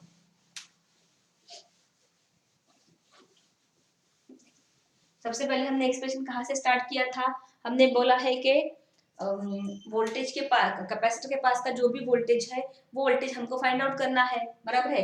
वोल्टेज के पास का कैपेसिटर क्या है, वीसी है, वीसी इक्वल्स क्यू अपॉन सी है, बराबर है। क्यू मतलब क्या होता है, चार्ज ऑन दैट कैपेसिटर, और सी मतलब क्या होता है, वैल्यू ऑफ दैट कैपेसिटर। तो हमने क्यू कहाँ पे पढ़ा है, क्यू क्या होता है, बट Q क्या है, rate of flow of charge, जिसको हम करंट बोलते हैं, but I equals dq upon dt होता है, बराबर है। तो Q इक्वल्स क्या होगा, इंटीग्रेशन ऑफ I dt होगा, बराबर है, क्योंकि ये अगर साइड चेंज करता है, डेरिवेटिव जब साइन चेंज करता है तो वो क्या बन जाता है, इंटीग्रेशन बन जाता है। तो Q equals I upon I dt बनेगा, बराबर है, ठीक है। और किसके साथ बनेगा, माइनस साइन के साथ रहेगा, साइन क्या रहेंगी इसकी, माइनस रहेंगी। तो Q equals minus I D T, I into derivative of, sorry I into integration of I D T बनेगा। तो ये वैल्यू हम यहाँ पे पुट कर सकते हैं, तो हमको VC इक्वल्स क्या मिलेगा, VC equals minus integration of I D T upon C मिलेगा, बराबर है, integration of I D T into C मिलेगा, राइट। अब देखो, ये जो VC है, जो कैपेसिटर के पास का वोल्टेज हम लोग बोल रहे हैं, ये वोल्टेज यहाँ का है, और ये आगे जाके क्या बन गया है, VO बन गया है। तो VC को हम लोग, बट VC को हम लोग VO भी लिख सकते हैं। तो VO equals minus integration of I D T upon c, बराबर है। अब देखो, ये यहाँ तक समझ में आ गया। अब I कहाँ पे है, दिख रहा है, यहाँ पे दिख रहा है, तो I इक्वल्स क्या होगा, according to Ohm's law V by R होगा, बराबर है। बट I इक्वल्स क्या है, VI अपॉन R होगा। कहाँ से मिला हमको, ये according to the Ohm's law से मिलेगा, बराबर है, VI अपॉन R मिलेगा। तो ये वैल्यू अगर हम यहाँ पुट करते हैं तो हमको VO इक्वल्स क्या मिलेगा, VO इक्वल्स I की जगह पे हम लोग लिखेंगे minus integration of VI dt VI into dt upon RC मिलेगा, बराबर है। पहले एक्सप्रेशन में वो ऊपर चला गया था, ठीक है। अब कांस्टेंट वैल्यू क्या है, हम क्या लिखेंगे, v equals minus 1 upon RC into integration of VI dt मिलेगा।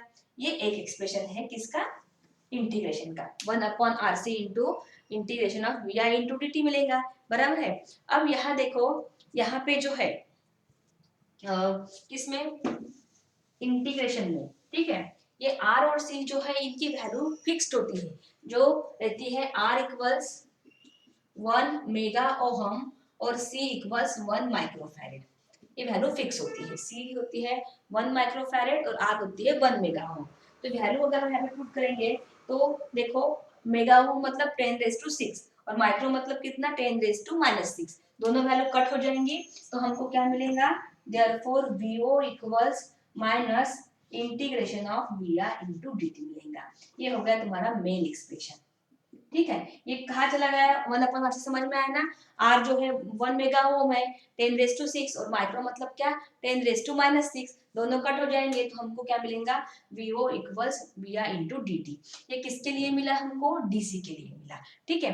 तो मैंने पहले बताया था कि non inverting, sorry non linear application जो है उसमें हमको दो एक्सप्रेशंस फाइंड आउट करने पड़ते हैं, एक होती है डीसी के लिए और दूसरा होता है एसी के लिए। तो ये हमको डीसी के लिए मिला, बराबर है। अब हमको किसके लिए फाइंड आउट करना है, एसी के लिए। अब एसी के लिए हमको क्या लिखना पड़ेगा, वीआई की वैल्यू लिखनी पड़ेगी। अब सभी को पता है कि एसी वेव के लिए वीआई इक्वल्स क्या होता है, वीआई इक्वल्स हम क्या लिखेंगे, साइन वेव जो होती है, साइन वेव का एक्सप्रेशन क्या होता है, V equals V sine omega T, सभी को पता है। If VI equals V sin omega T, बराबर है। ये किसका इक्वेशन है? ये कोई भी साइन वेव का इक्वेशन होता है, बराबर है। v साइन ओमेगा टी किसी भी साइन वेव का इक्वेशन होता है, ठीक है। अब ये वैल्यू हम पुट करेंगे सर्किट में, ठीक है। कौन सी इक्वेशन में पुट करेंगे हम लोग? इसमें पुट करेंगे, ठीक है। इसमें अगर पुट करते हैं तो vo equals minus 1 upon R C into integration of v sine omega T, बराबर है। v साइन ओमेगा टी आएगा, ये वैल्यू हमने पुट किए। अब हम क्या करेंगे? उसका इंटीग्रेशन निकालेंगे,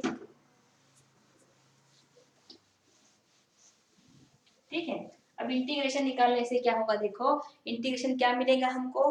माइनस माइनस वन जो है ये वैसे ही रहेगा, vo equals minus 1 upon R C वैसे ही मिलेगा।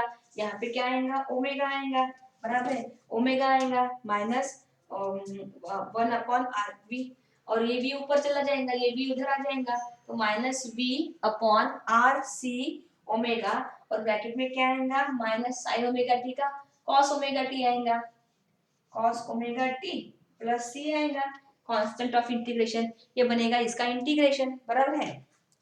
समझ में आया क्या? तुम लोगों को आता है इंटीग्रेशन अच्छे से। v इधर चला जाएगा, ओमेगा नीचे आएगा, और ये साइन ओमेगा टी का क्या बनेगा? कॉस ओमेगा टी, और प्लस से जिसको हम क्या बोलते हैं? इंटीग्रेशन, कांस्टेंट ऑफ इंटीग्रेशन बोलते हैं। तो इसको अगर हम सॉल्व करेंगे तो क्या आएगा? v cos omega T upon omega R C आएगा सीधे सीधे, बराबर है।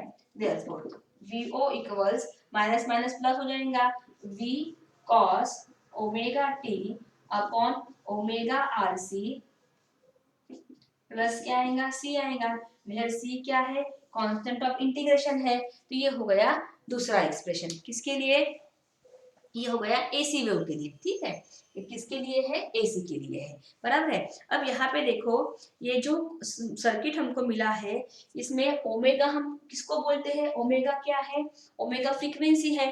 अब ओमेगा का और आउटपुट वोल्टेज का रिलेशन देखो क्या है, they are inversely proportional with each other, मतलब फ्रीक्वेंसी ज्यादा तो आउटपुट वोल्टेज कम, बराबर है, और फ्रीक्वेंसी कम तो आउटपुट वोल्टेज ज्यादा, बराबर है। इसका मतलब क्या हो गया कि लो फ्रीक्वेंसी के सिग्नल, फ्रीक्वेंसी कम रहेंगी तो वो इजीली पास होंगे, तो लो फ्रीक्वेंसी के सिग्नल जो है वो इजीली पास होंगे, और हाई फ्रीक्वेंसी के सिग्नल जो है वो ज्यादा इजीली पास नहीं होंगे, बराबर है। इसीलिए इसको जो है किसको, इस टाइप के सर्किट को, मतलब इंटीग्रेटर को लो पास फिल्टर भी बोलते हैं।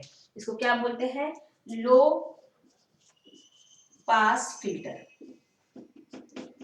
क्यों लो पास फिल्टर बोलेंगे? देखो ये जो हमको यहाँ पे एसी का इक्वेशन मिला है, इस इक्वेशन से हमको क्या पता चल रहा है कि फ्रीक्वेंसी जितनी ज्यादा आउटपुट वोल्टेज उतना कम, और फ्रीक्वेंसी जितनी कम आउटपुट वोल्टेज उतना ज्यादा, ठीक है। तो फ्रीक्वेंसी कम रहेंगी तो आउटपुट ज्यादा मिलेगा, तो छोटे फ्रीक्वेंसी के सिग्नल जो है इसमें से इजीली पास होंगे, और बड़े फ्रीक्वेंसी के सिग्नल उतने इजीली पास नहीं होंगे, इसीलिए इसको बोलते हैं लो पास फिल्टर।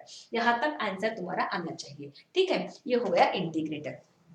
आएगा समझ में सभी को? इंटीग्रेटर जो है नॉन लीनियर एप्लीकेशन है, तो इसमें डीसी और एसी दोनों के लिए हमको आउटपुट वोल्टेज फाइंड आउट करना है, ठीक है।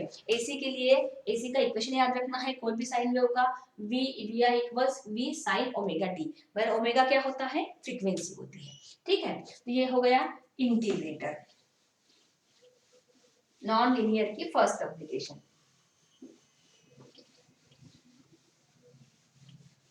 अभी हम लोग पढ़ेंगे ऑप एम्प एज डिफरेंशिएटर।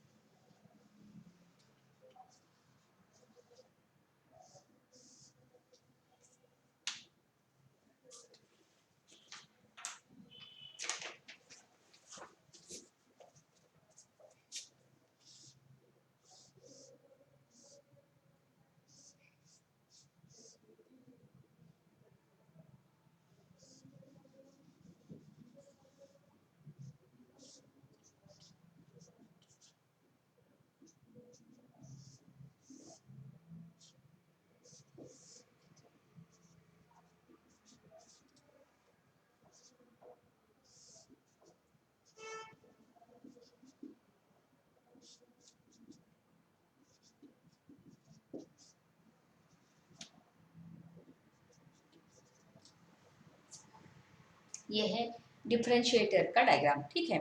अब डिफरेंशिएटर में देखो, फिर से हम लोग वैसे ही 2 से 3 पॉइंट पहले एक्सप्लेन करेंगे। सबसे पहले तो इनपुट वोल्टेज माइनस को लगाया गया है, इसका मतलब डिफरेंशिएटर भी कैसा है, इन्वर्टिंग ऑप एम्प है। इसका मतलब इसके आउटपुट वोल्टेज में भी हमको क्या मिलेगा, माइनस साइन मिलेगी, ठीक है। उसके बाद यहाँ पे फीडबैक देखो, फीडबैक जो है वो कैसे लगाया गया है, रेजिस्टर के थ्रू लगाया गया है नॉर्मली, जैसे हमने लीनियर एप्लीकेशन में दिखा है। इसमें कोई कैपेसिटर के इसमें कैपेसिटर के थ्रू फीडबैक नहीं दिया हुआ है, लेकिन यहाँ पे रेजिस्टर को कैपेसिटर के पास मतलब इनपुट में लगाया गया है और रेजिस्टर को फीडबैक दिया हुआ है। मतलब इंटीग्रेटर के अपोजिट है, इंटीग्रेटर में कैपेसिटर फीडबैक में और रेजिस्टर यहाँ पे था, तो डिफरेंशिएटर में उल्टा किया गया है, ठीक है। तो ये नॉन लीनियर है, सेकंड पॉइंट हो गया। नॉन लीनियर है तो इसमें भी हमको एसी के लिए और डीसी के लिए दोनों के लिए इक्वेशन फाइंड आउट करना पड़ेगा, और साथ में उसके वेवफॉर्म भी, ठीक है।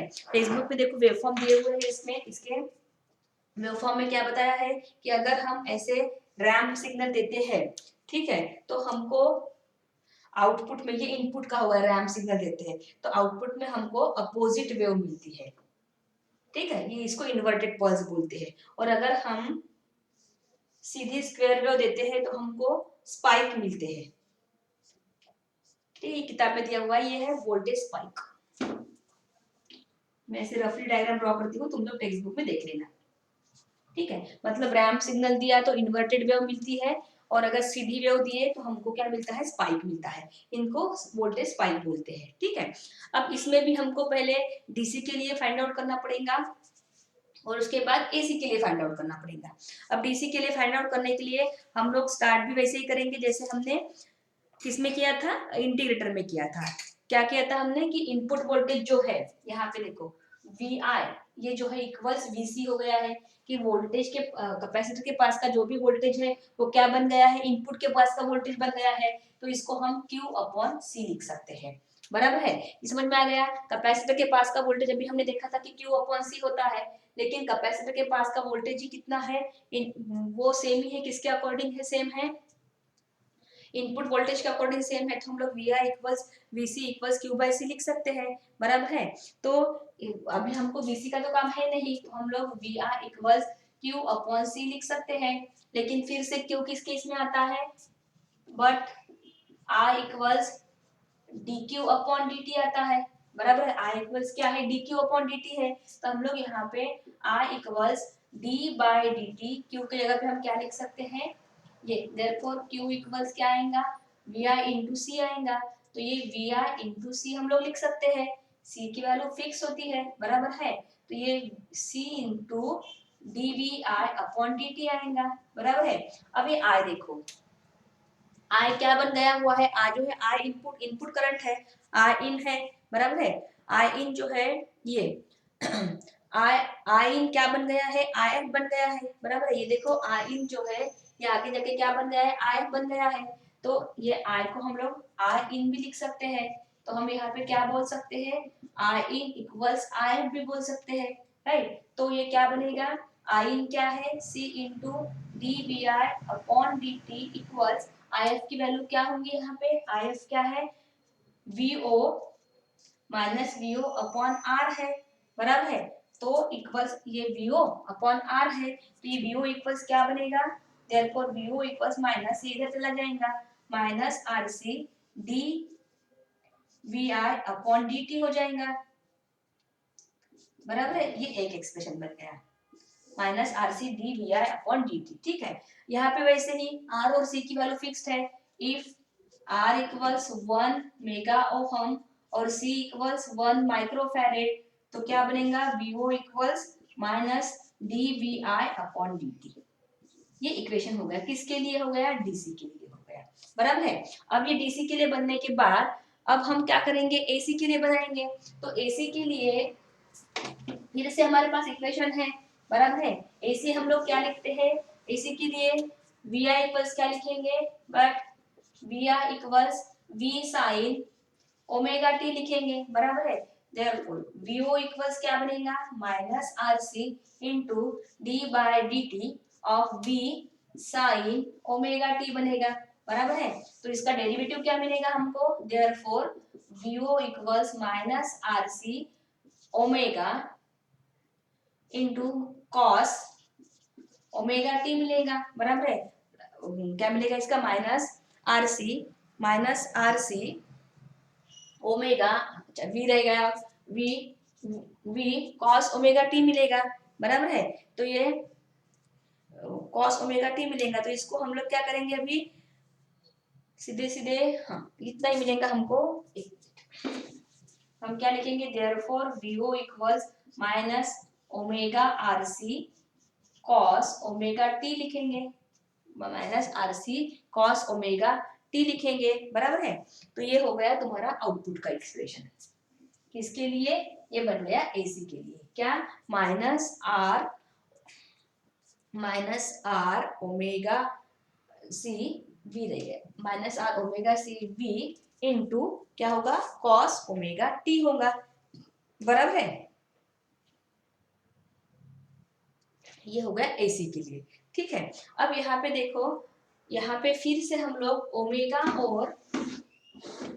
ओमेगा और आउटपुट वोल्टेज का रिलेशन देखो, they are directly proportional with each other, बराबर है। इसका मतलब अगर तुम्हारी फ्रीक्वेंसी बढ़ेगी तो आउटपुट बढ़ेगा, फ्रीक्वेंसी कम होगी तो आउटपुट क्या होगा, कम होगा। मतलब ज्यादा फ्रीक्वेंसी के सिग्नल जो है वो इजीली पास होंगे और कम फ्रीक्वेंसी के सिग्नल उतने इजीली पास नहीं होंगे, इसीलिए इसको हम क्या बोलेंगे, हाई पास फिल्टर बोलेंगे। ये क्या है, हाई पास फिल्टर है, ठीक है, क्योंकि ये ज्यादा फ्रीक्वेंसी के सिग्नल जो है इजीली पास होंगे, राइट। तो ये हो गया डिफरेंशिएटर, ठीक है। ये हो गई second application.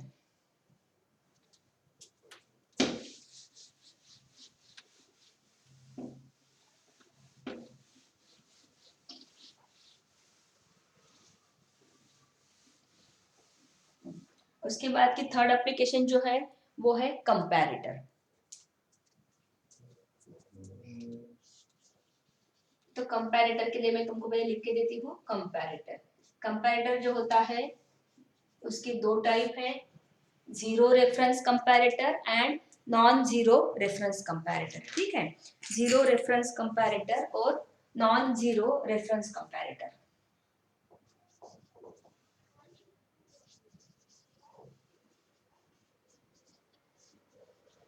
Zero reference comparator और non zero reference comparator.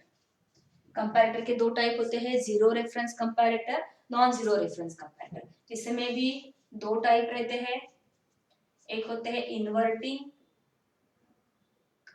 Zero reference comparator और ये होते हैं non inverting zero reference comparator.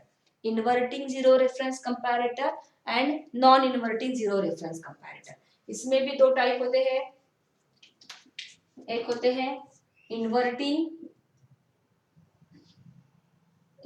Zero reference comparator, non inverting zero reference comparator. और इसमें भी जो है, इसमें inverting non zero reference comparator और non inverting non zero reference comparator, ठीक है। ऐसे दो टाइप होते हैं, ठीक है। तो देखो कंपैरेटर जो है, कंपैरेटर के दो टाइप होते हैं, zero reference comparator, non zero reference comparator. फिर हमको पता है कि कोई भी op amp inverting non inverting होता है, तो नॉन जीरो रेफरेंस में भी दो टाइप रहेंगे, inverting zero reference, non inverting, और इसमें भी दो टाइप रहेंगे, इन्वर्टिंग और नॉन इन्वर्टिंग, ठीक है। अब हम लोग कंपैरेटर के कंसेप्ट की तरफ जाएंगे। जैसे इसका नाम कंपैरेटर है, ठीक है, तो ये कंपैरेटर क्या करता है, तो अपने ही दो इनपुट्स के बीच में कंपैरिजन करता है, ठीक है। कंपैरेटर को भी दो इनपुट रहते हैं और एक आउटपुट रहता है, तो वो अपने ही दो इनपुट के बीच में कंपैरिजन करता है, इसीलिए इसको कंपैरेटर बोलते हैं, ठीक है। अब कंपैरिजन कैसे होती है, तो हमेशा प्लस जो है माइनस से बड़ा रहेगा और माइनस जो है प्लस से छोटा रहेगा, इस टाइप की कंपैरिजन जो है कंपैरेटर के साथ होती है, बराबर है। अब कंपैरेटर की कंसेप्ट पढ़ने के लिए देखो एक टर्म हमको पढ़ना है जिसको बोलते हैं सैचुरेशन वोल्टेज। सैचुरेशन वोल्टेज बोलते हैं, जिसको वी सैट भी लिखते हैं। ठीक है, इसको किताब में तुम लोग पढ़ोगे तो क्या मिलेगा उसको, उसमें वी सैट मिलेगा। अब ये सैचुरेशन वोल्टेज जो होता है ये क्या होता है, तो सैचुरेशन वोल्टेज का मतलब हम ऑप एम्प को जितना वोल्टेज देते हैं उसके 2 वोल्ट का कम वोल्टेज मतलब सैचुरेशन वोल्टेज। फॉर एग्जांपल, अब हमको पता है कि ऑप एम्प में मिनिमम हम लोग 15 वोल्ट से लेके मैक्सिमम 18 वोल्ट तक दे सकते हैं। ठीक है, तो फॉर एग्जांपल अगर तुमने 16 वोल्ट दिया, 16 वोल्ट दिया, ठीक है, 16 वोल्ट बैटरी को दिया, जैसे यहाँ पे देखो मैं डायग्राम ड्रॉ करके बताती हूँ, ये ऑप एम्प है, माइनस प्लस ये आउटपुट है, यहाँ पे हम लोग प्लस 16 वोल्ट और माइनस 16 वोल्ट देते हैं, मतलब इसका वोल्टेज कितना है, 16 वोल्ट है। तो इसका अगर तुमको सैचुरेशन वोल्टेज फाइंड आउट करना है तो ये वी सैट रहता है, V sat plus minus 2 millivolt से कम, मतलब कितना, 14 वोल्ट। तो वी सैट कितना रहेगा, 14 वोल्ट रहेगा, प्लस माइनस 2 वोल्ट से कम। ठीक है, प्लस माइनस 14 वोल्ट रहेगा। तो 2 वोल्ट से कम का वोल्टेज जो रहता है बैटरी के वोल्टेज में, उसको बोलते हैं सैचुरेशन वोल्टेज। ठीक है, अब ये जो दो टाइप है, जीरो रेफरेंस और नॉन जीरो रेफरेंस, अब इसका क्या मीनिंग होता है देखो। अब कंपैरिजन जो होती है वो कैसे होती है कि दो इनपुट में से एक ही इनपुट जो है वो फिक्स रहता है, कांस्टेंट रहता है, और दूसरा जो होता है वो वेरिएबल होता है। तो जो कांस्टेंट इनपुट होता है उसके साथ जो चेंजिंग वाला होता है उसकी कंपैरिजन होती है। अब ये जो है जीरो रेफरेंस कंपैरेटर, इसमें क्या होता है, तो इसमें जीरो के साथ जो है वो कंपैरिजन होती है, मतलब दूसरा एक इनपुट जीरो रहता है और दूसरा जो रहता है वो क्या रहेगा, चेंजिंग रहेगा। तो इसमें जीरो के साथ जो है कंपैरिजन होती है, इसलिए इसको जीरो रेफरेंस कंपैरेटर बोलते हैं। ठीक है, और नॉन जीरो रेफरेंस कंपैरेटर क्या है, इसमें कुछ वोल्टेज रहता है कंपैरिजन के लिए, फिक्स्ड वोल्टेज जिसको रेफरेंस वोल्टेज बोलते हैं, उसके साथ कंपैरिजन की जाती है, इसलिए जीरो के साथ कंपैरिजन नहीं होती है, इसलिए नॉन जीरो रेफरेंस कंपैरेटर। ठीक है, अब ये जो है उसकी डायग्राम देखो, इन्वर्टिंग और नॉन इन्वर्टिंग जैसे है, हमको पता है कि ये इन्वर्टिंग है तो इसमें क्या रहेगा, वोल्टेज जो है वो इन्वर्टिंग को दिया जाएगा, बराबर है, ये माइनस ये प्लस, ये इन्वर्टिंग है तो इसको हम लिखेंगे वी इन और ये करेंगे ग्राउंड। ठीक है, ये प्लस वी, ये माइनस वी हो जाएगा और ये वी हो जाएगा, बराबर है। अब ये नॉन जीरो है, सॉरी नॉन, ये इन्वर्टिंग है तो देखो इन्वर्टिंग माइनस को लगाया है, इसकी डायग्राम कैसे ड्रॉ करेंगे हम लोग, ये प्लस ये माइनस, इसको हम लोग ग्राउंड करेंगे, ये प्लस वी, ये माइनस वी, ये वी ओ और ये वी है, ये दोनों का डायग्राम हो गया। ये इन्वर्टिंग है, इन्वर्टिंग इनपुट को लगाया, नॉन इन्वर्टिंग इनपुट को लगाया हुआ है। ठीक है, और इनकी कंपैरिजन, अभी दो इनपुट है तो एक की कंपैरिजन दूसरे के साथ होती है, तो यहाँ देखो वी इन की कंपैरिजन किसके साथ हो रही है, प्लस के साथ हो रही है, और प्लस क्या है, ग्राउंड किया हुआ है, बराबर है, मतलब दूसरा जो है वो क्या है, ग्राउंड है, इसीलिए ये क्या है, जीरो रेफरेंस कंपैरेटर, दूसरा जो वोल्टेज रहेगा वो जीरो रहता है। ठीक है, अब इसमें इसमें क्या करेंगे हम लोग, देखो इसमें आउटपुट कैसे मिलेगा, अब नॉन जीरो है, अगर इसमें इफ वी इन अगर जीरो से बड़ा है, ठीक है ना, ये इन्वर्टिंग है, वी इन अगर जीरो से बड़ा है तो आउटपुट वोल्टेज जो है वो आता है माइनस वी सेट, और अगर वी इन जीरो से छोटा है तो वीओ आता है प्लस वी सेट, और अगर वी इन इक्वल्स जीरो रहता है तो वीओ इक्वल्स वी सेट रहता है। वी इन अगर जीरो रहता है तो वीओ इक्वल्स, सॉरी वी इन अगर जीरो रहता है तो वीओ क्या रहता है, वो भी जीरो रहता है। ये हो गया पहला, मतलब क्या, अभी इन्वर्टिंग है, देखो सिंपल सी बात है, इन्वर्टिंग है मतलब इनपुट इन्वर्ट को दिया हुआ है, मतलब माइनस आना चाहिए, तो अगर तुम्हारा इनपुट वोल्टेज जीरो से अगर बड़ा रहता है तो आउटपुट तुम्हारा माइनस वी सेट आएगा, मतलब कितना आएगा, अगर तुमने बैटरी 16 की दी हुई है, ठीक है, इधर बैटरी 16 की दी हुई है, इनपुट वोल्टेज अगर तुमने जीरो से ज्यादा दिया हुआ है, यहाँ पे माइनस क्या आएगा, 14 आएगा, और जीरो से छोटा रहता है तो प्लस 14 आएगा, दोनों इक्वल रहते हैं तो क्या आएगा, जीरो आएगा। अब वी सेट कितना आता है वो डिपेंड करेगा तुमने यहाँ पे बैटरी कितने की लगाई हुई है, 15 से लेके 18 वोल्ट तक तुम जितना लगाते हो उसके 2 वोल्ट कम या ज्यादा यहाँ पे तुमको आएगा, माइनस से तो कम आएगा वी सेट, प्लस है तो प्लस आएगा। ठीक है, अब इसमें क्या रहेगा, अब ये नॉन इन्वर्टिंग है तो इसमें उल्टा रहेगा, if V in greater than zero है तो वीओ क्या रहेगा, प्लस वी सेट के इक्वल्स आएगा, बराबर है। और अगर वी इन 0 से छोटा है तो वीओ इक्वल्स क्या होगा, माइनस वी सेट होगा। और अगर वी इन इक्वल्स 0 रहता है तो वीओ भी इक्वल्स क्या बनेगा, 0 बनेगा। इसके उल्टा नॉन इन्वर्टिंग है, पॉजिटिव में लगाया गया है इनपुट, तो हमेशा जब 0 से बड़ा रहेगा तो आउटपुट पॉजिटिव ही आएगा। तो 16 की अगर हम बैटरी लगाते हैं इस नॉन इन्वर्टिंग में और इनपुट अगर तुम 0 से ज्यादा देते हो तो यहाँ पे +14 मिलेगा, यहाँ पे -14 मिलेगा और यहाँ पे 0 मिलेगा। ठीक है, ये हो गया कंपैरेटर का एक टाइप, जिसको हम क्या बोलते हैं, जीरो रेफरेंस कंपैरेटर बोलते हैं।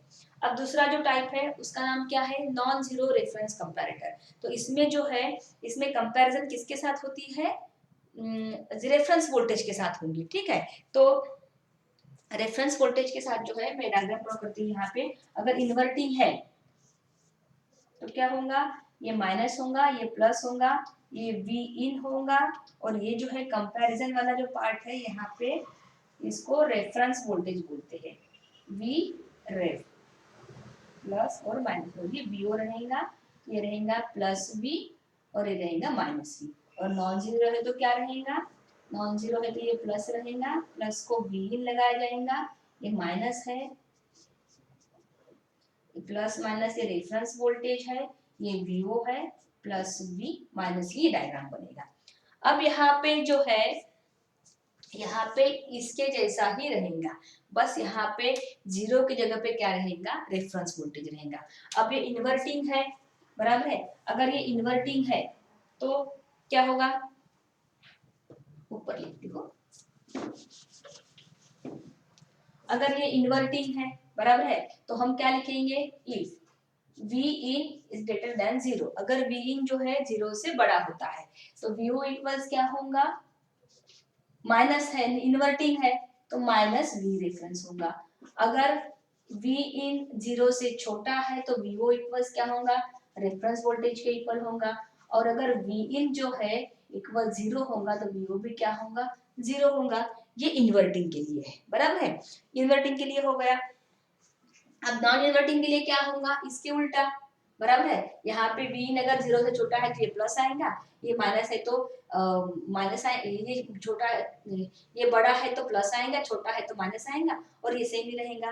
तो ऐसा ही यहाँ पे लिखेंगे हम लोग, प्लस साइन को चेंज करेंगे। ठीक है, इतनी सारी कंसेप्ट जो है हमको कंपैरेटर के लिए आनी चाहिए। मतलब कंपैरेटर जब हमको आएगा एग्जाम में तो तुम ऐसे ट्री डायग्राम के फॉर्म में भी उसका आंसर लिख सकते हो। ठीक है, तो ये हो गया हमारा कंपैरेटर। ठीक है, कंपैरेटर में हमको क्या मतलब क्या पढ़े हम लोगों ने कि कंपैरेटर जो है वो क्या रहता है, दो इनपुट्स के बीच में कंपेयर करता है। और उसके दो टाइप्स होते हैं, zero reference, non zero reference. Zero reference में जीरो के साथ कंपैरिजन होंगी, नॉन जीरो में रेफरेंस वोल्टेज के साथ कंपैरिजन होंगी। ठीक है, तो ये हो गया पूरा कंपैरेटर।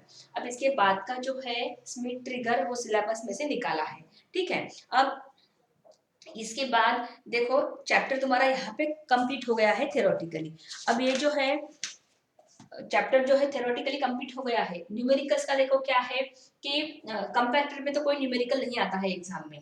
एग्जाम में जो है डिफरेंशिएटर, इंटीग्रेटर, इस पे आएंगे न्यूमेरिकल्स, और एडर, सब्ट्रैक्ट, एडर, इन्वर्टिंग और नॉन इन्वर्टिंग, इसमें जो है न्यूमेरिकल्स आएंगे। न्यूमेरिकल्स बहुत इजी है, फॉर्मूला पुट करो, फॉर्मूला लिखो, वैल्यूज पुट करो, आंसर फाइंड आउट करो। तो सारे जो है न्यूमेरिकल्स टेक्स्ट बुक में दिए हुए हैं और टीपीएस में भी दिए हुए हैं। तो ये वीडियो देखने के बाद तुम लोग किताब के न्यूमेरिकल्स देखो, टीपीएस के न्यूमेरिकल्स देखो, और उसमें अगर कुछ डाउट रहता है तो मुझे पूछो। ठीक है, उसके बाद अब टेक्स्ट बुक में तुमको कंपैरेटर जो है, कंपैरेटर के भी ये रहेंगे, कंपैरेटर के भी एप्लीकेशन रहेंगे, डिफरेंशिएटर के एप्लीकेशन है, उसके बाद इंटीग्रेटर के भी एप्लीकेशंस है। तो ये एप्लीकेशन जो है थोड़ा सा पढ़ के रखो। एग्जाम में अगर सब क्वेश्चन आता है कि write the applications of integrator और write the applications of comparator और डिफरेंशिएटर, तो ही हमको वो लिखना है। अदरवाइज सब क्वेश्चन नहीं पूछते हैं तो वो आंसर का पार्ट नहीं रहता है, मतलब उस पर मार्क्स जो है वो दिए नहीं रहते हैं। ठीक है, तो ऐसे करके हमारा यहाँ पे ऑपरेशनल एम्पलीफायर जो चैप्टर है वो कंप्लीट हो गया है। नेक्स्ट वीडियो में हम लोग नया चैप्टर देखेंगे। ठीक है।